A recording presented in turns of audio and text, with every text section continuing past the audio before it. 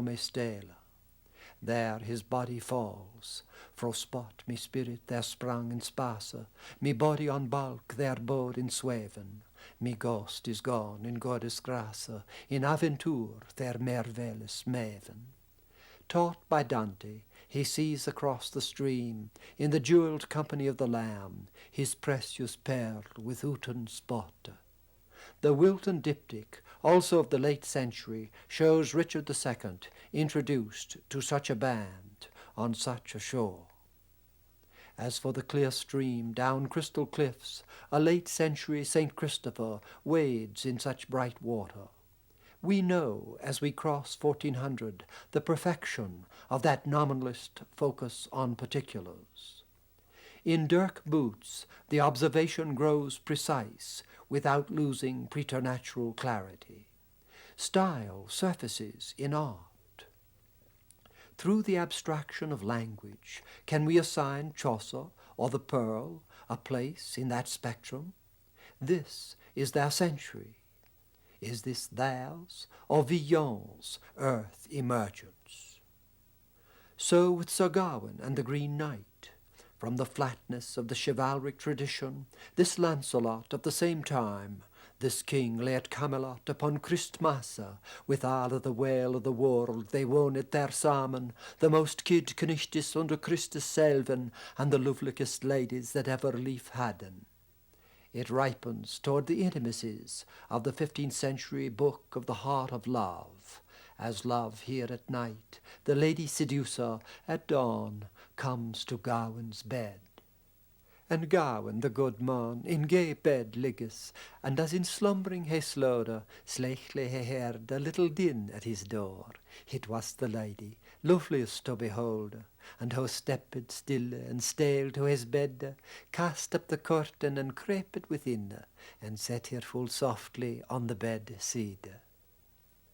For that filling in of the concordantly human, set one of Simone Martini's Haunting Virgins, her response to the Ave, equivocal as Lorenzo of Florence's 14th century Hosanna.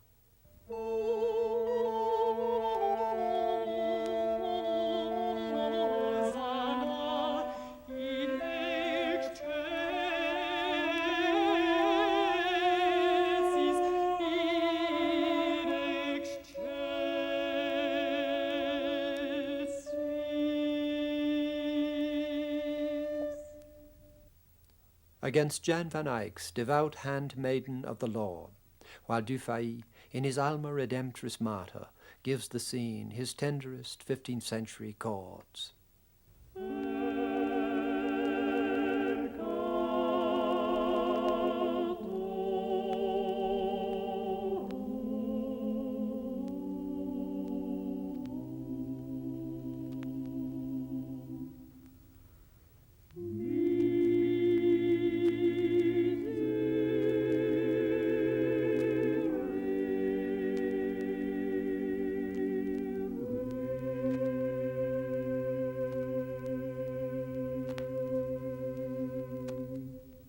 That span of 80 years Chaucer divides. In music it is Cicogna, born before, died after, Flemish-Italian, like Chaucer, a blend of north and south. His madrigal, warning foxes against dogs, seems early, though such 14th century sharpness spills over the century in Gaston Fabre's Book of the Chase.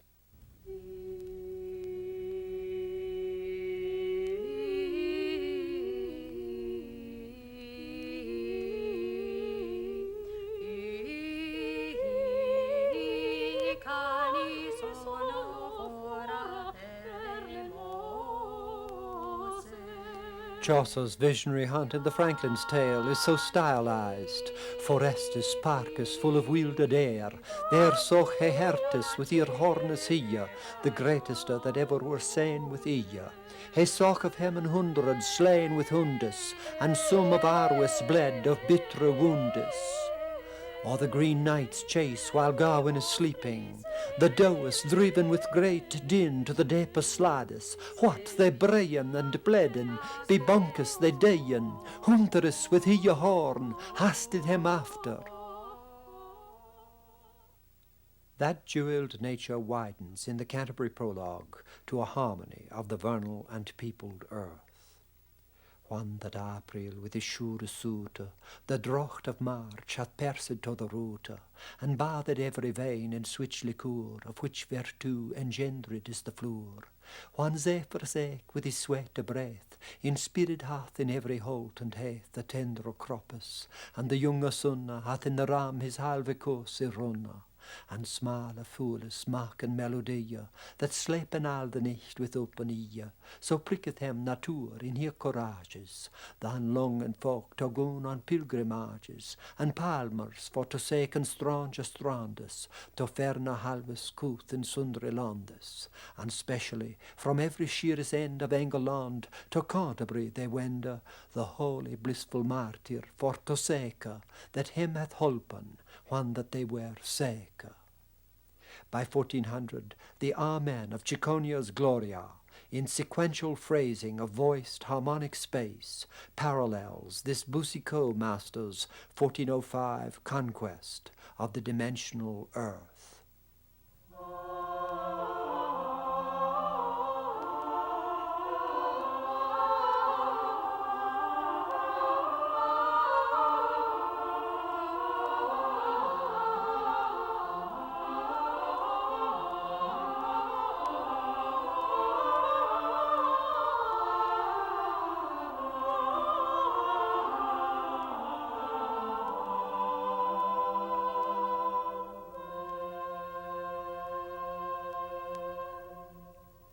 Here, the essential truth of Renaissance is caught in works almost contemporary with Chaucer. One speaks of the international style as preparing for 1425, for the Van Eycks in Bruges, for Masaccio in Florence. So music moves toward Dunstable and Dufay. In Burgundy, the Très Riche Earls is the masterpiece of that transition. In Tuscany, the early work of Della Quercia as graciously points the way. With these comes Cicconia's last and richest piece, the O Rosa Bella, which Dunstable also would set.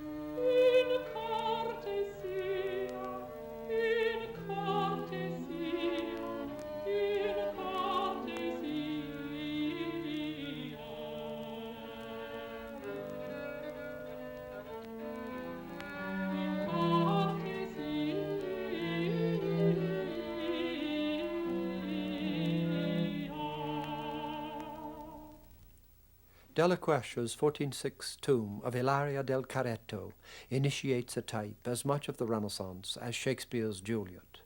Does Chaucer's Prioress, with her love brooch, of which no Roman apologist should rob her, live at all in that new world, on which there was first writ a crowned A, and after Amor vincit omnia? The tide did not wait for 1425. It was in the first year of the century that the contest for the baptistery doors brought this winning model from the 20-year-old Ghiberti. England was not so far but that Sir John Hawkwood had lately led the forces of the Florentine Republic. Had not the pardoner come all hot from Rome, the veil of Our Lady and the sail of St. Peter in his wallet? If the island he came to was backward in antique recovery, its humblest arts from Occam down could reshape Christianity to affirm the life of the world. In this Worcester misericord, Adam and Eve and the angel who drives them from the garden smile, felix culpa. Adam lay bunden in a bond, 4,000 winter thought he not too long, and all was for an apple that he took, as Clerkes Finden written in her book. Na hadde the apple tak a ben, na hadde never a lady a ben heaven a queen. Blessed be the team that apple taka was, therefore we mun sing Deo gratias. It is not just a modern insight that the bubble Eden of the Limburg brothers is also a womb, from which the expelled are born into the wayfaring pilgrimage of the world.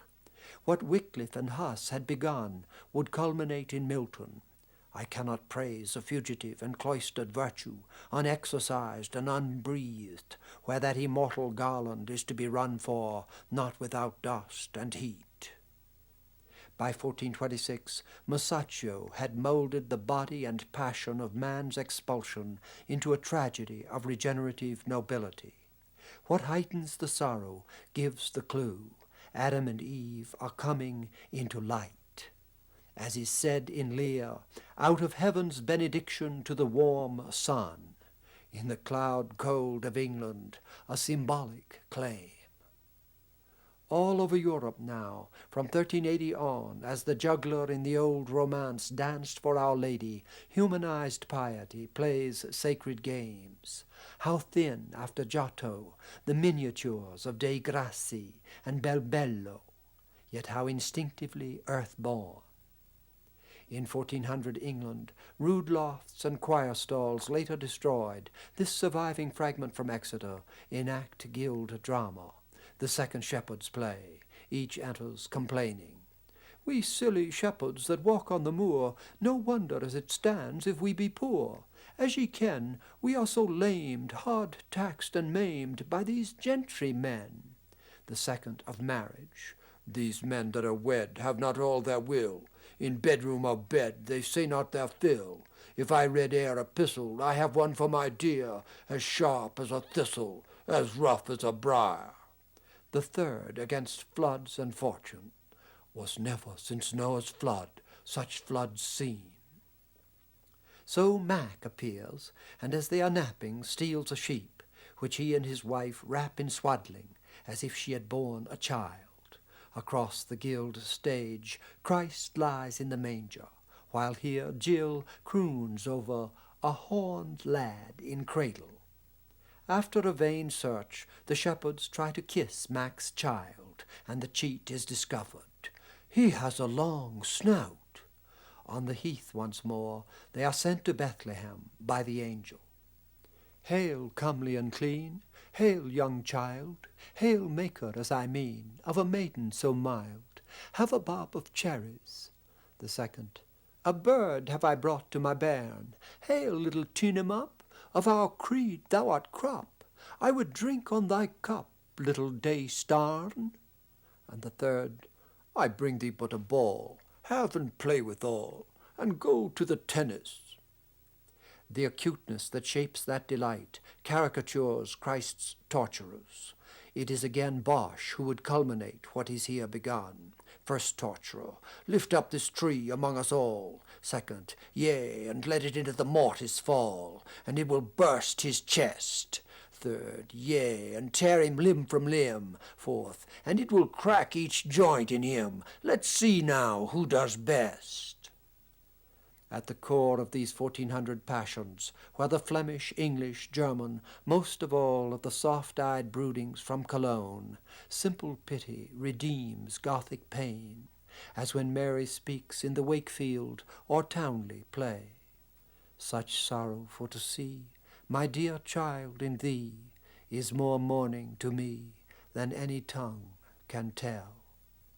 The terminal complexities of Ars Nova lose touch with this human breadth developing in the north.